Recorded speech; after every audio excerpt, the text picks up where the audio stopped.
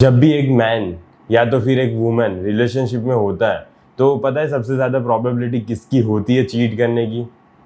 Man की। Man की सबसे ज़्यादा प्रोबेबिलिटी होती है कि वो रिलेशनशिप में चीट करेगा। इसका रीज़न इतना सिंपल हो सकता है कि वो ज़्यादा हॉर्नियर है। एंड इसका एग्जांपल आप ये समझ लीजिए कि इंस्टाग्राम पे या तो फिर इवन टेलीग्राम पे इतनी ज़्यादा पेड गर्ल्स वाला होता है कि वो आपको वीडियो कॉल करेगी एंड न्यूड फोटोज़ भेजेगी और ये सारी सिचुएशन मैन ही पे करेगा इन सारी चीज़ों में। आप नोट कर लेना कि वुमन कभी भी पे नहीं करेगी सेक्स के लिए या तो फिर वीडियो सेक्स के लिए या तो फिर पता नहीं ये फोटोज के लिए। बस यही एक सिंपल रीज़न है कि एक मैन के चीट करने के चांसेस ज़्यादा है। लेकिन आज हम इस वीडियो में समझेंगे कि दोनों में अगर मैन चीट कर रहा है एंड अगर एक वुमन चीट कर रही है तो दोनों के साइकोलॉजिकल पर्सपेक्टिव्स क्या होते हैं, दोनों की थिंकिंग क्या होती है उस टाइम पे, ये जानेंगे हम। प्लस हम ये भी जानेंगे कि क्यों, आखिरकार ऐसा क्यों है कि एक चीट कर रहा है तो वो ज्यादा खराब है कंपेरेटिवली टू अदर पर्सन। ऐसा क्यों है आखिरकार? देखो, तुम कभी भी एक मैन को पूछोगे ना कि why did you fuck someone else other than your wife, other than your girlfriend और other than the person you are committed to, why? उसका आंसर वो सिंपली यही बोलेगा कि I was feeling hornier, no strings attached, nothing mattered, I don't give a fuck about her, I just want to fuck someone and that's why I fucked her. इतना simple है man का logic कि उसे कहीं पे डालना था and उसने कहीं पे डाल दिया एंड खत्म। बस उसे कोई मतलब नहीं है वो लड़की कहाँ गई फिर या क्या चल रहा है उसकी लाइफ में, nothing mattered to him. And देखिए, ये भी सिचुएशन है कि अगर मैन 100 लड़कियों के साथ भी सेक्स कर रहा है ना other than the girl who is committed to, तो भी इसका मतलब ये नहीं है कि वो उसकी वाइफ को प्यार नहीं करता। वो स्टिल अपनी वाइफ को प्यार कर रहा है। नो डाउट वो अपने वाइफ के लिए या तो फिर अपने पार्टनर के लिए एक रिस्पेक्ट जो उसे देनी चाहिए वो नहीं दे रहा। लेकिन इसका ये मतलब नहीं है कि वो उसको प्यार नहीं करता। वो उसको प्यार कर रहा है लेकिन फिर भी वो उसको रिस्पेक्ट नहीं कर रहा। एंड देखिए, मैन कभी भी हॉर्नी होगा ना तो वो किसी भी लड़की के साथ, चाहे अगर उसे पैसे भी देने पड़ेंगे ना तो वो पैसे देके भी सेक्स करेगा या तो फिर उस लड़की से सेक्स करेगा वो जो बहुत ही ज़्यादा प्रोमिस्क्यूअस है, जो पता ही है आपको कैसी है।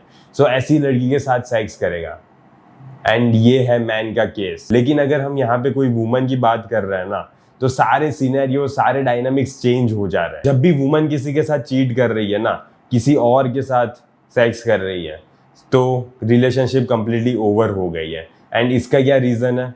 It's simple, because it's different for woman. And woman जिस पर्सन के साथ सेक्स करेगी ना वो उसके माइंड में होना चाहिए, वो उसके दिमाग में होना चाहिए, तभी जाके वो उसकी पैंट में जा सकता है, वरना नहीं जा सकता वो उसकी पैंट में। Woman are basically emotional cheaters.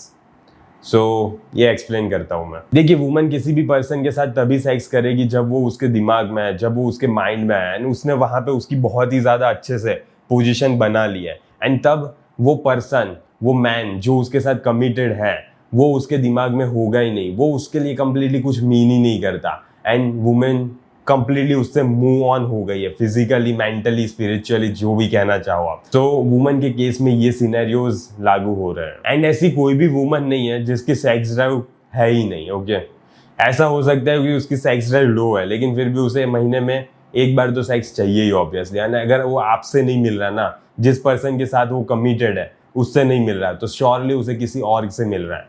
And जब भी वुमन, पता है किससे के साथ सेक्स करेगी? वुमन उसी के साथ सेक्स करेगी जिस पर्सन ने बहुत ही ज़्यादा टाइम उसके साथ बिताया है, या तो फिर उसका कलीग ले लीजिए या तो फिर उसका सुपरवाइजर ले लीजिए, जिसने बहुत ही ज़्यादा टाइम उस पर इन्वेस्ट किया है। उस पर्सन ने इन्वेस्ट किया है इस लड़की पे। वो कंप्लीटली बातें करता रहता है इस लड़की के साथ इसी इंटेंशन के साथ कि वो सोना चाहता है। एंड वो ऑब्वियसली मना कर रही है स्टार्टिंग में, तो 1 साल हो गया मना ही कर रही है, लेकिन फिर भी वो पर्सन ने हार नहीं मानी। फाइनली इतने टाइम बात करने के बाद, इतनी सिचुएशंस होने के बाद, ऐसी सिचुएशन हो गई कि कुछ तो वर्ड्स उसने सही बोल दिए थी, आखिरकार ये वुमन मान गई उसके साथ सेक्स करने से।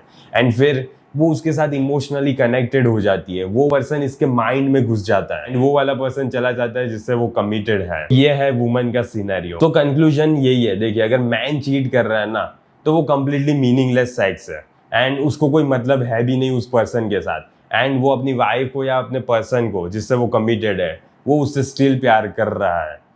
लेकिन इसका मतलब ये नहीं है कि वो सही है। ऑब्वियसली ये सही नहीं है। वो उस पर्सन की डिसरिस्पेक्ट कर रहा है, वो उसकी वाइफ की या उसके पार्टनर की डिसरिस्पेक्ट कर रहा है। बेसिकली ये समझ लीजिए कि वो एक कुत्ता है जो कहीं पे भी मुंह मारना चाहता है, कहीं पे भी चाटना चाहता है। बस उसका यही इंटेंशन है कि मुझे कहीं पे भी मिल जाए एंड मैं कर लूँ। सो मैन का ये है। एंड जब भी एक वुमन चीट करेगी ना, तब वो कंप्लीटली मूड ऑन हो गई है, फिजिकली, मेंटली एंड इमोशनली, अपने पार्टनर से, अपने हस्बैंड से वो मूड ऑन हो गई है। देखिए, ये कोई भी साइंस नहीं बनता कि वो कौन है, वो चाहे मैन है या तो फिर वुमन है।